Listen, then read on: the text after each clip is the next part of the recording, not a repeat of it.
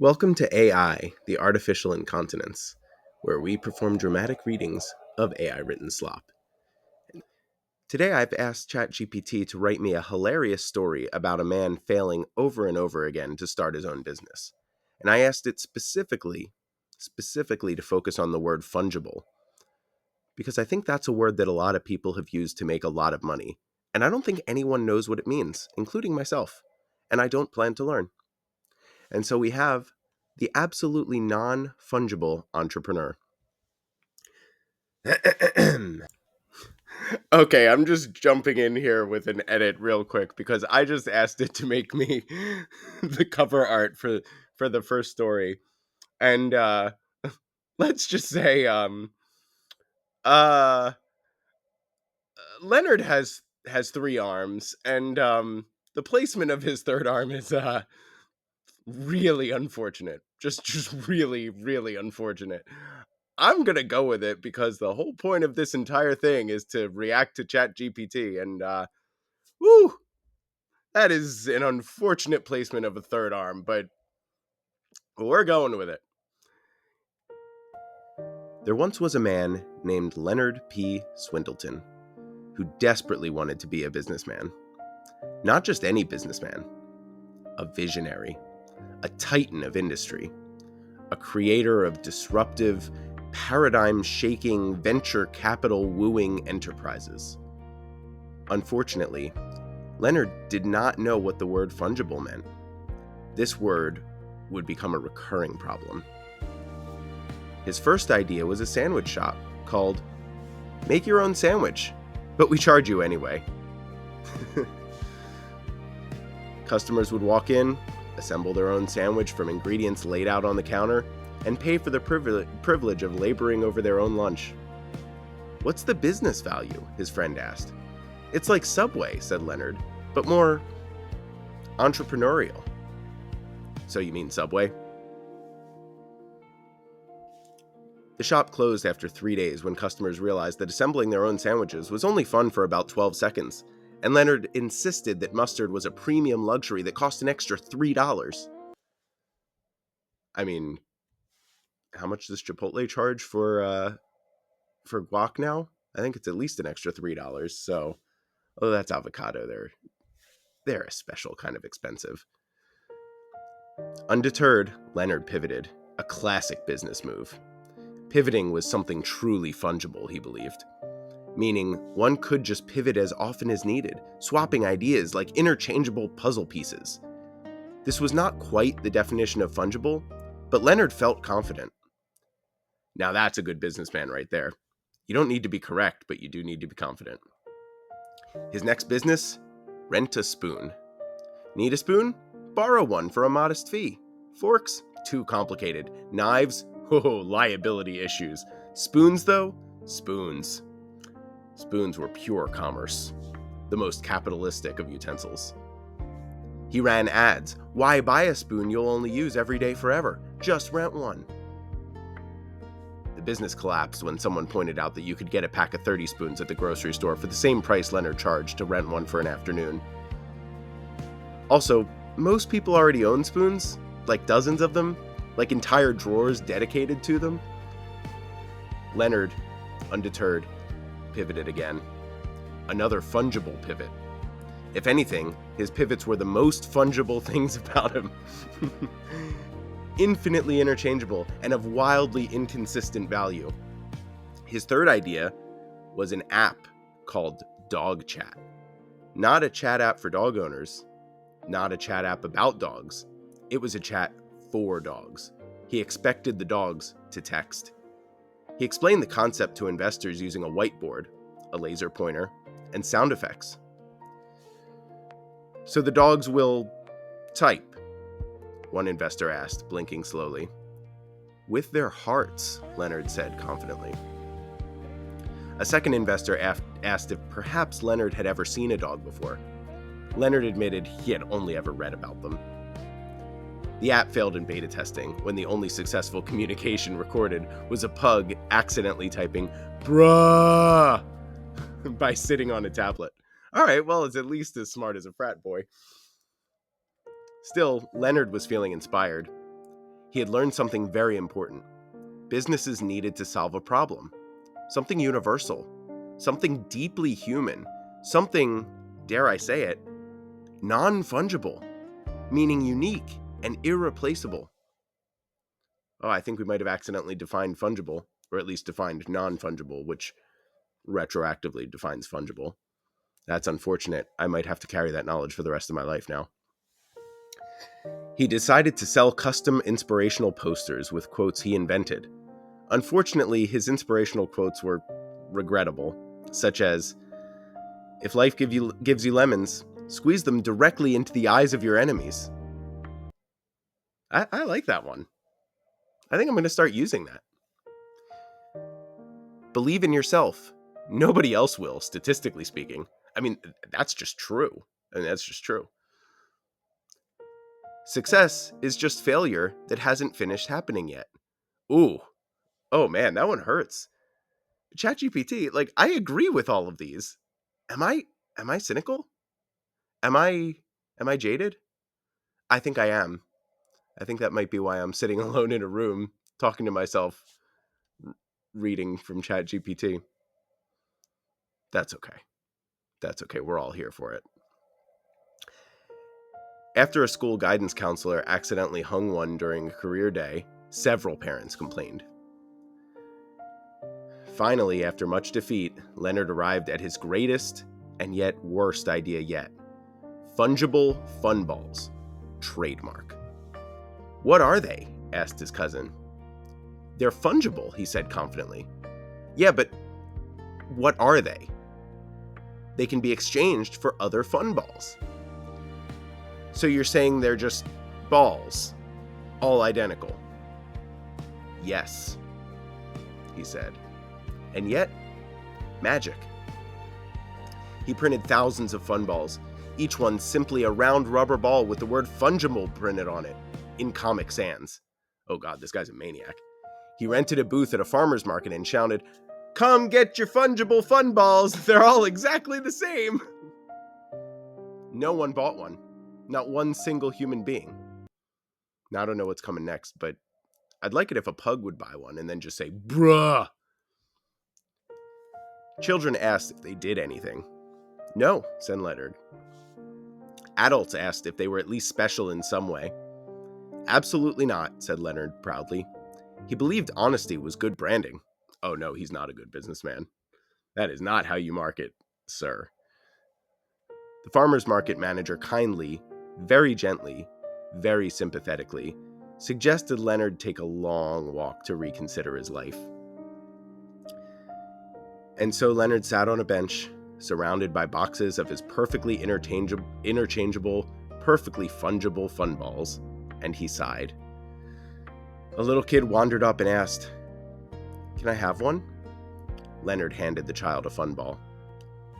The kid threw it. Another kid caught it. Then another. And another. Wait, ChatGPT, are they taking more balls and throwing them? Or are they just catching balls but only one throw has occurred? I don't think ChatGPT quite understands how throwing and catching works. Generally, there needs to be a throw prior to a catch, or at least some sort of airborne situation. Anyway, within minutes, an entire group of kids were playing a joyful, chaotic, laughing game with Leonard's fun balls. Oh, that's unfortunate phrasing. ChatGPT, really? Leonard's fun balls? Really? You're going to make me say that? Well, here go the kids playing with Leonard's fun balls. Oh, Jesus Christ. Leonard blinked. He had not created a business, but he had made children happy. "Ah," he whispered, smiling, "non-fungible value." And for the first time in his business career, he didn't try to sell anything. He just sat. He laughed, and finally enjoyed something simply for what it was. The end.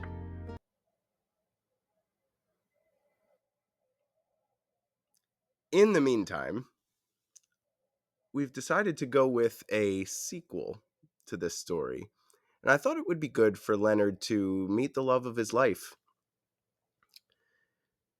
And I think they have to very, very, very aggressively not learn what the word fungible means.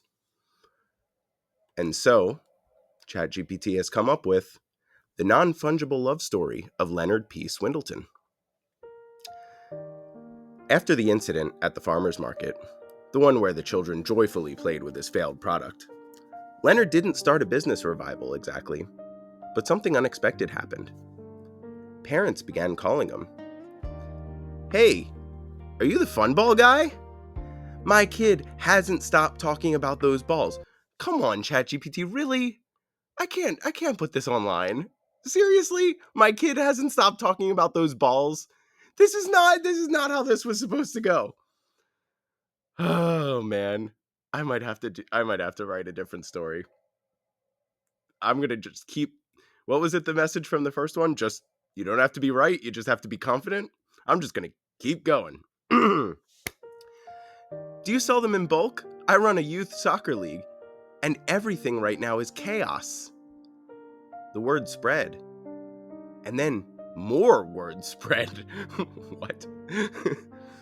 And then someone made a TikTok dance involving fun balls, and suddenly Leonard was being called the fun ball visionary. Leonard had never been called a visionary before. He added it to his email signature. Leonard P. Swindleton, visionary, entrepreneur. Top 10 most likely to accidentally create a trend, according to BuzzFeed. Hashtag not clickbait. He began selling out of fun balls, thousands at a time. He still sold them at extremely low margins because he believed profit was a fungible component of success. He explained this to his accountant, who stared at him like someone watching a goat attempt calculus. But Leonard felt fulfilled, so who cared? There's a message in that. A fungible message, if you will. Then one Saturday, he returned to the same farmer's market to restock a vendor who was now selling fun balls in vibrant mesh laundry bags, like some kind of whimsical carnival prize. And that's when he met her. Oh, Jesus, the next line. Oh, Jesus, the next line. I'm so sorry. She was juggling 3 fun balls with the casual grace of a street musician, a chemistry professor, and someone who understands how to follow IKEA directions all at once. I just saw she was juggling 3 fun balls, and I just didn't like where that sentence was going. Her name was Marina Daisyfield. What are the names that ChatGPT comes up with?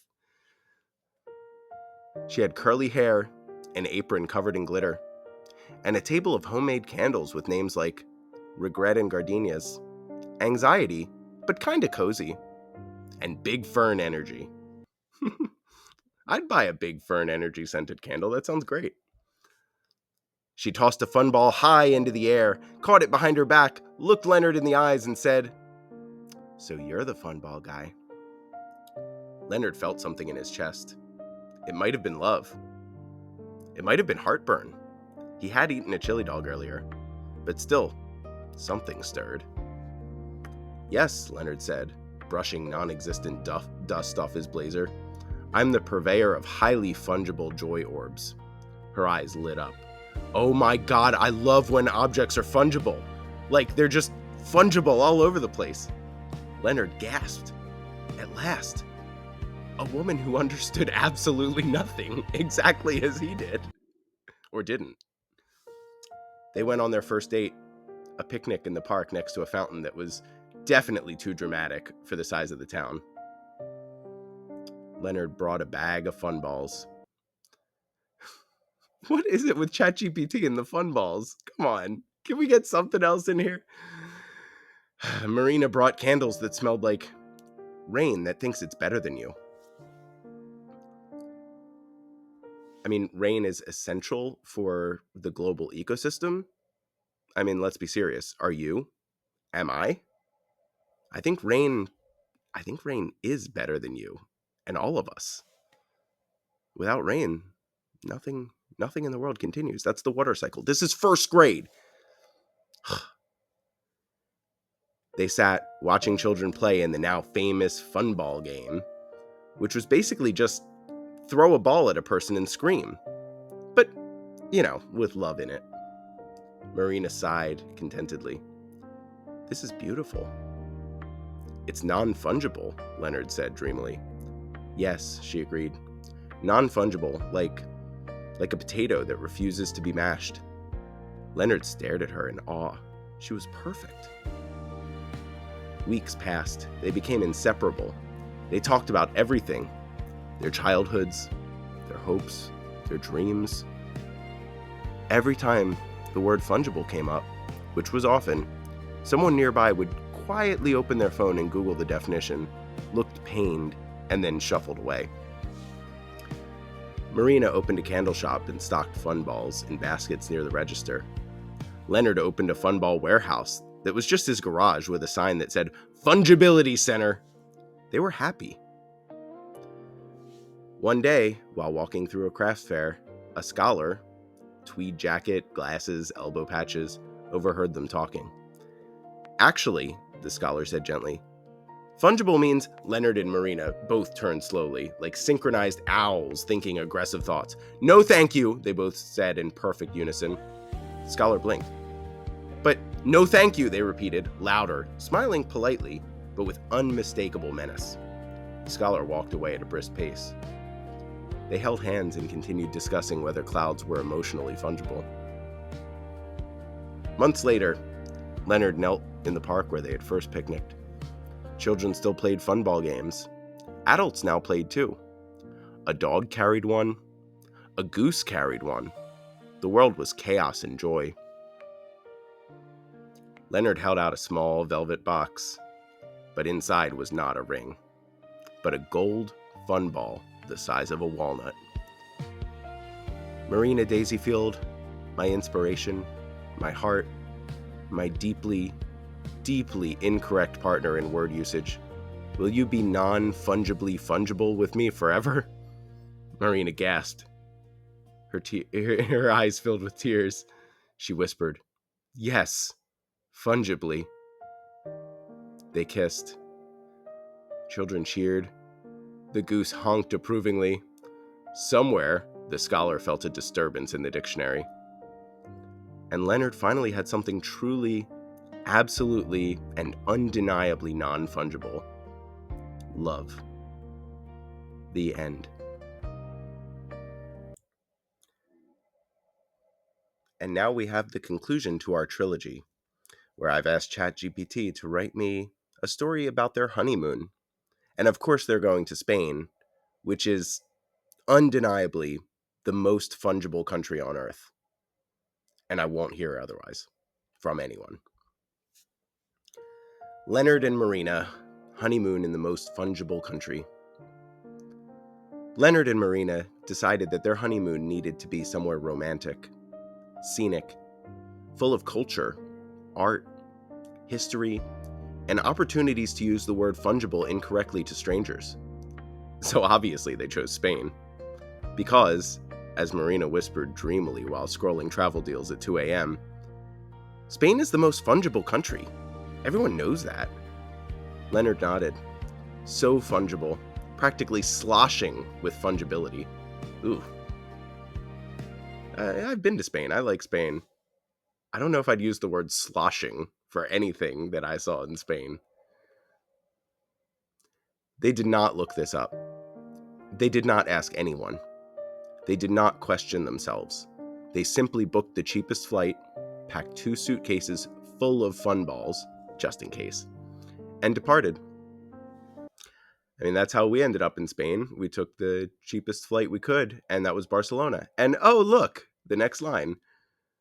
When they landed in Barcelona, they were immediately dazzled by the architecture, the ocean breeze, and the coffee that tasted like God briefly kissed each coffee bean before roasting.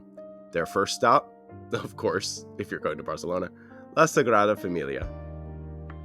A tour guide explained its construction legacy, the symbolism, the craftsmanship, the generational artistry. Seriously though, just backing away from the ChatGPT story, Barcelona is a fantastic city. If you ever have a chance to go, Sagrada Familia, awesome to see. But there's a lot more to Spain than just the touristy cities like Barcelona. Go travel around Iberia. It's amazing. Anyway, Leonard took Marina's hand, his eyes misty. It's like non-fungible, but loud. The tour guide paused mid-sentence, processing this. Then, choosing peace, he nodded slowly. See, loud. Yes. Marina snapped selfies of them in front of towering spires. She captioned them. Fungible vibes only, heart emoji, star emoji, hashtag España. People in the comments did not understand. Their next destination was a tapas bar. The waiter greeted them cheerfully. Buenas noches, he said. Marina beamed confidently. Bueno nachos, she replied. Leonard chimed in. Muy magnifico nachos time, amigo. Oh God. to use the youth's way of speaking now, that's pretty cringe. The waiter blinked, then shrugged. He's lucky. They're lucky he didn't just throw them out. And brought them an absolutely heroic amount of patatas bravas. Albondigas. Oh, I didn't realize there's more to that sentence. I should have scrolled down. Patatas bravas, albondigas, olives, bread, cheese, calamari, and also, yes, nachos, just to be safe. They toasted with sangria. To fungibility, Leonard said. To romance, Marina said.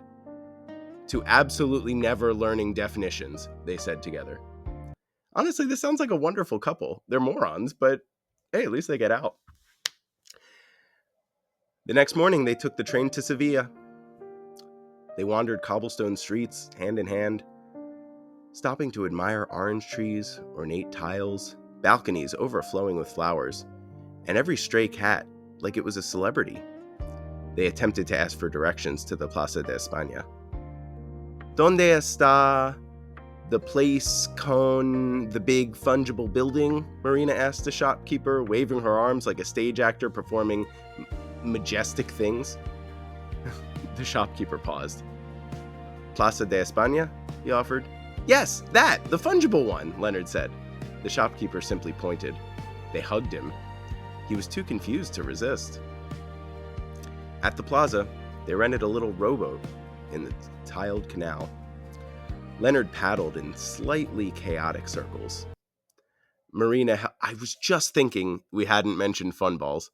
Marina held a fun ball over her heart and whispered, "This is the most non-fungible moment of our entire lives." A swan floated past, and the swan absolutely agreed. A group of tourists took photos of the couple because love feels so good to witness.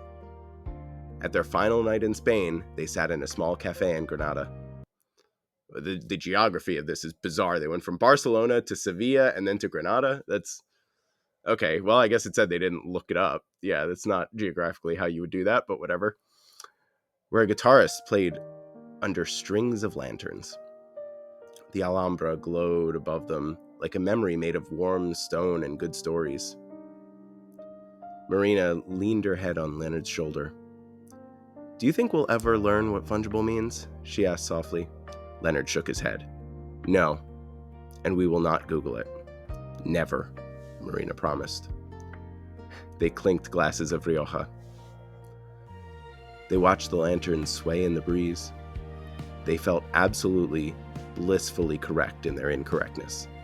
Because happiness, as it turns out, is beautifully, gloriously, and inherently non-fungible. The end. Thank you for listening to this episode of AI, the Artificial Incontinence. I apologize for the uncomfortable references of fun balls and children, but that's what we do here, apparently. Hopefully the next episode is a little bit better. Thank you very much.